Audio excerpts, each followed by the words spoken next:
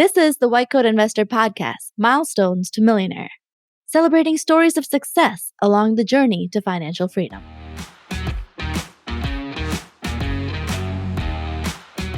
Hi, and welcome to another episode of Milestones to Millionaire with the White Coat Investor. Today's episode is number 65, Family Doc Reaches $0 Net Worth. Today's episode is sponsored by Locum Story. Have you ever considered a different way of practicing medicine? Whether you're burned out, need a change of pace, or are looking to supplement your income, locum tenens might be the solution for you. Not sure where to start? Locumstory.com is the place where you can get real, unbiased answers to your questions. They answer basic questions like what is locum tenens to more complex questions about pay ranges, taxes, and various specialties, and how locum tenens can work for you. Go to locumstory.com and get the answers.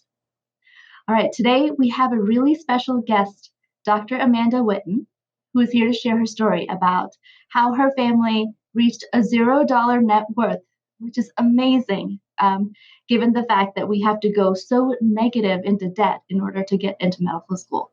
She's a family physician, and her partner is a social worker.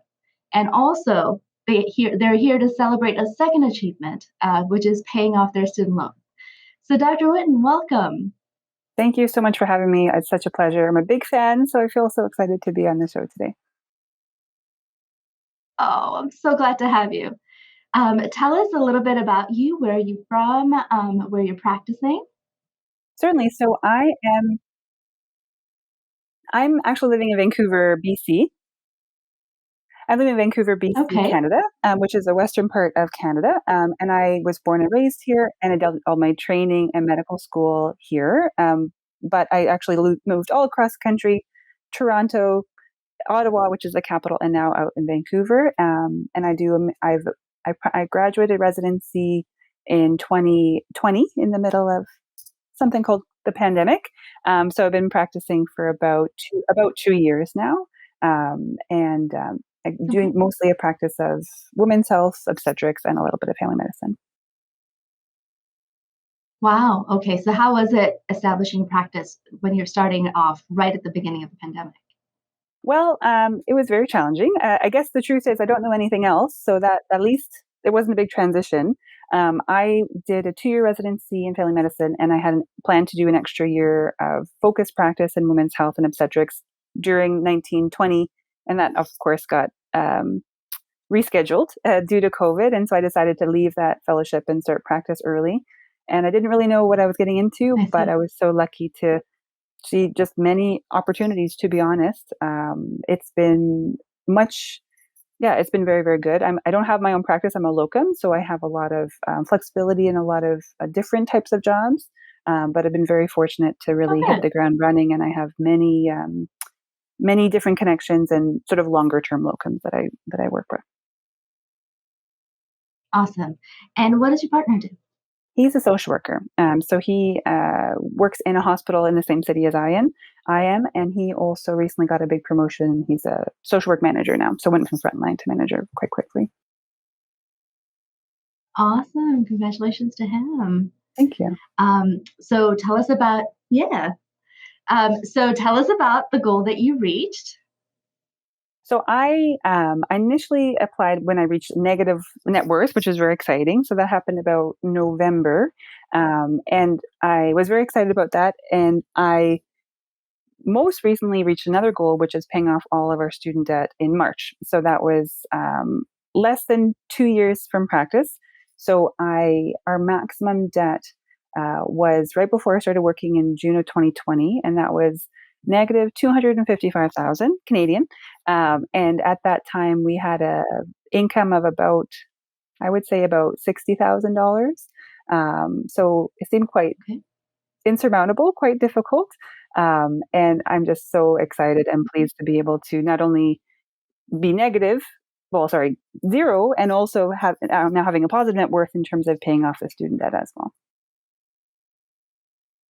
Awesome. Congratulations. So you guys clearly worked really hard to get where you are. But just for clarity, did your parents pay for your school, or did you receive an inheritance? Yeah, good question. So my parents didn't contribute to my education. So I did have a small grandparent gift in my undergrad of about $8,000. And then I had a small inheritance last year, which worked out to about $27,000, which is not insignificant. That's quite a good amount of money. Sure. But that was the only Sure. support I had in terms of my education. Okay. So, how did you decide to pay off your student loans? Well, I was always very interested in having them be done, and they always seemed to be a big weight on my shoulders. And watching the number kind of tick up every year was very stressful for me. And so it was always a big priority to pay it off. I initially thought, oh gosh, if I can pay it off in 5 years, like that would just be amazing, or 3 years maybe. And my partner was a bit nervous that we would ever pay it off. And so I said, oh no, listen, like I swear we'll pay it off in 5 years. And so I really had a set plan. I wrote out a plan in terms of like a payment schedule and a monthly amount. But to be honest, I didn't really stick to that. What I really did was every paycheck I got, I basically just took half of that. And I thought that was actually, it got into sort of this positive snowball of like excitement and motivation that it's sort of a big hobby of mine. Every time I got a paycheck, oh, I can't wait to put it on my line of credit. I can't wait to put it on my debt. And it was probably my biggest hobby, but it was very exciting because you could see the effort pay off quite quickly. And so it was also, Yeah, you didn't have to think about it, right? You don't miss that money if it's already gone. that's awesome. And so you kind of had an irregular income being locums, but every paycheck that you got, you just took half of that and put it towards your debt. And that's a really good, simple system to go ahead and start paying down your debt. Did you use, you said snowball, did you use the debt snowball method where you went for the smallest debt first? That's a good question. So I didn't actually. So I guess I just mean it not in the debt snowball sense, but more of like I got just really excited about little things building up and adding to more excitement. We don't have. I had basically just one debt, so I didn't really have many multiple Oh, sources okay. to pay back, which was in some ways easier. So everything was on my line of Sure. credit, and I just paid that directly.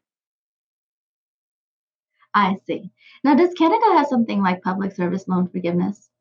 That's a good question. So the short answer is no. The longer answer is that there's different ways there's different provinces that can give you student loan, like the different regions of the country can give you provincial student loans, and some of them will give you some reimbursement or payment if you basically work in a rural area for a certain amount of time.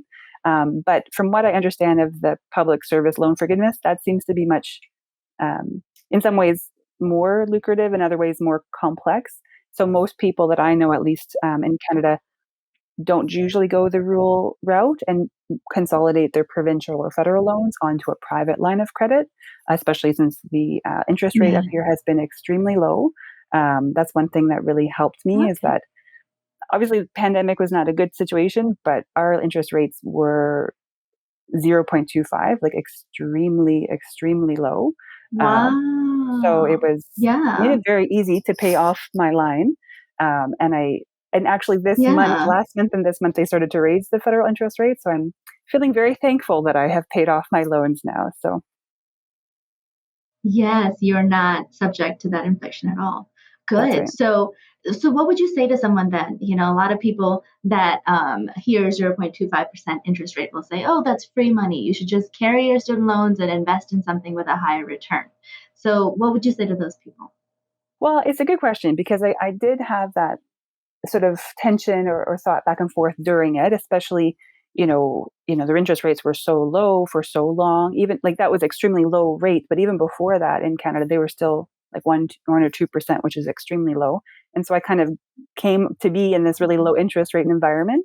But I had a feeling, it's like, gosh, this is not going to last forever. I don't know when, but there must be a time when it increases.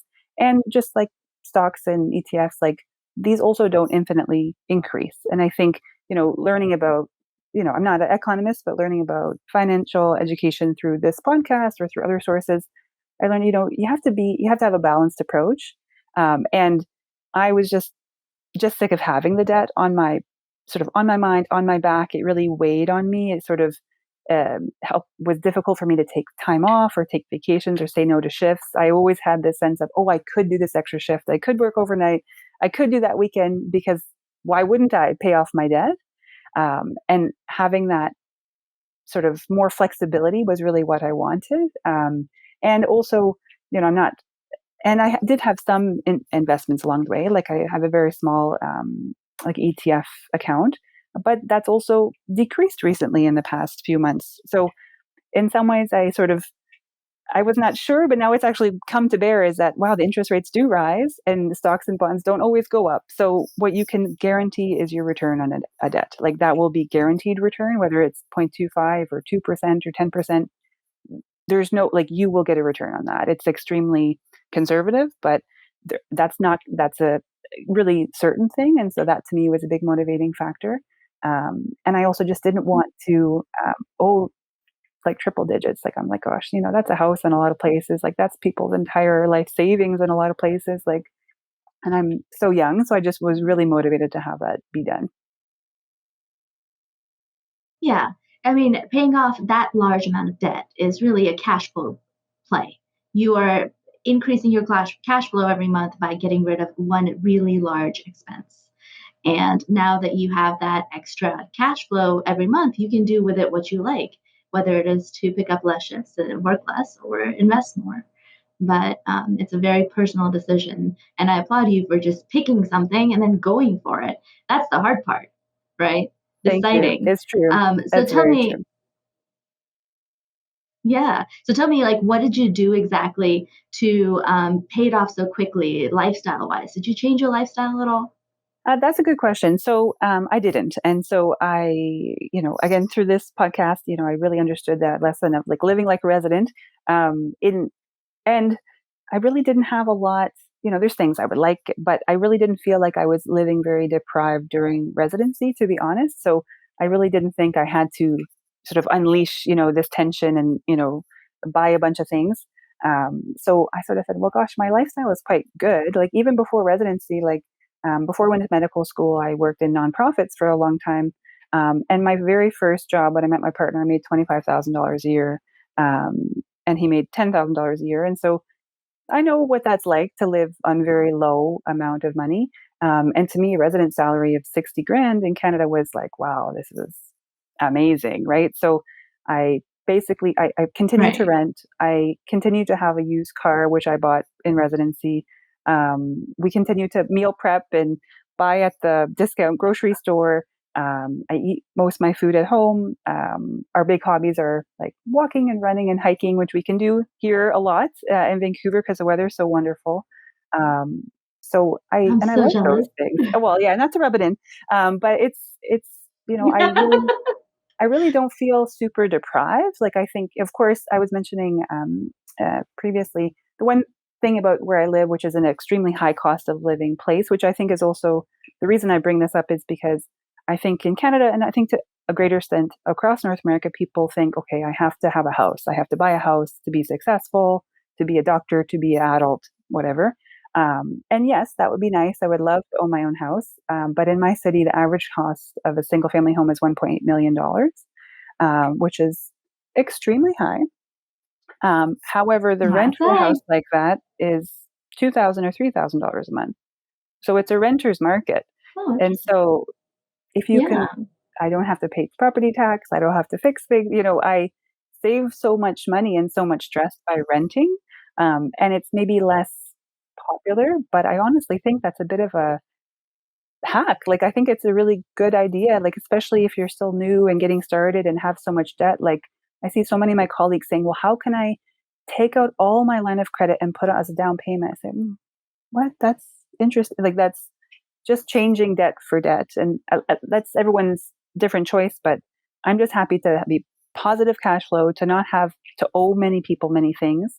And it just also gives me lots of Right. flexibility if I want to work in different places or um, not feel so inclined to buy a new dishwasher, all these things. So I think renting has been really, really helpful in a city like this. So I'm so glad you brought that up, Amanda, because I felt like the same thing happened to me when we paid off our debt. We sold our house and the house that we owned, and we actually went back to renting, and it was so much easier. Like the amount of extra cash flow, that extra, just expenses that come up when you own a house, and the feeling of wanting to upgrade stuff, keeping up with the Joneses when you live in a nice neighborhood, and that kind of thing. You just don't have that, so it makes psychologically things so much easier on you. So you could just concentrate on paying off that debt, building good habits, building good money management skills, and then take that forward, and then inflate from there. So, what Absolutely. is your plan with the extra cash flow? Well, it's a good question. To be honest, I don't know. In some ways, I feel so excited about being done with debt, and I'm so thankful. But in other ways, I say, gosh, I was so focused on that goal. I say, oh man, I have this freedom, truly freedom. I do feel it. But in some ways, I kind of think, okay, well, I maybe could have many goals instead of being so focused on one individual goal, like pay off debt as soon as possible. I think, gosh, I should build up my retirement a bit. Maybe I can start to save for this mammoth down payment. I'm not quite sure, to be honest. My partner and I are working on an emergency fund, which is a very easy, good thing to have. We're thinking about taking some longer Absolutely. vacations, which would be really nice. And we're not quite sure about. Absolutely. I think property is the next move, but we're not sure. Again, because it's quite challenging in the city. We're not sure if we'll save up to buy an actual house to live in, or we may buy some land rurally and sort of rent in the city, and maybe have like not a secondary property, but to have our property in a smaller or lower cost of living place. So we're not quite sure yet. We're going to look into that a little bit. But it's nice to have the option. That's really nice. And the good thing is I could Absolutely. probably do a little bit of all of those things. I don't have to be so laser focused on one of them. Exactly. Yeah. Now it's just making up your mind, of course, between all of these really good options is the hard part. You don't really have to, as long as you automate now, and just let the money build up in all different ways that you want to spend it or invest it. But yeah, important to sit down and finally make that decision at some point and put your money to work. So I know you're going to make amazing decisions and go from zero net worth to the double comma club before we can blink. And I'm really forward to hearing back from you. And I hope you do update us when you reach that milestone. Well, thank you. I'm excited about that too. I was doing the math this morning too. I said, "Oh yeah, gosh, I could just keep going." So it's a really exciting initiative to build on for sure. Yeah. Awesome.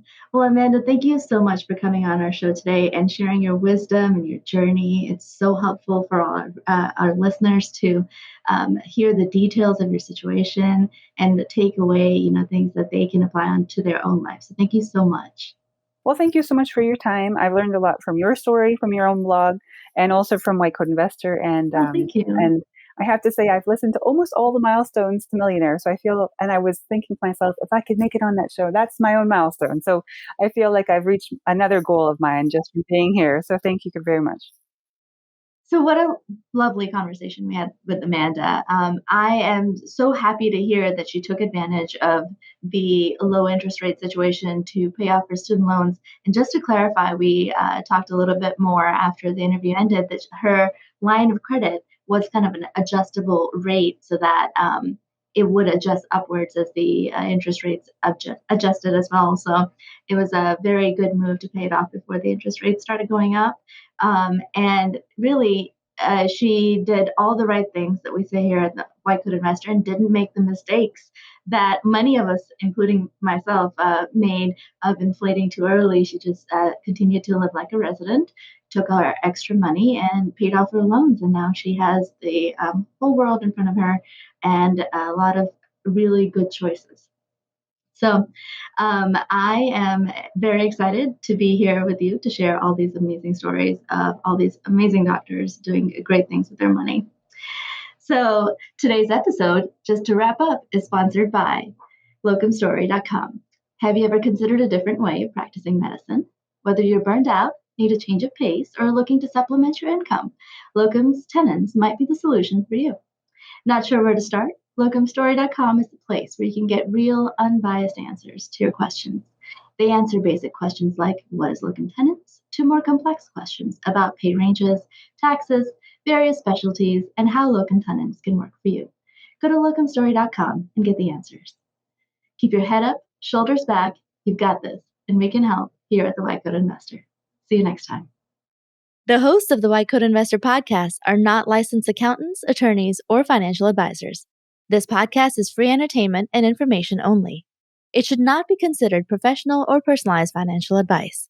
You should consult the appropriate professional for specific advice relating to your situation.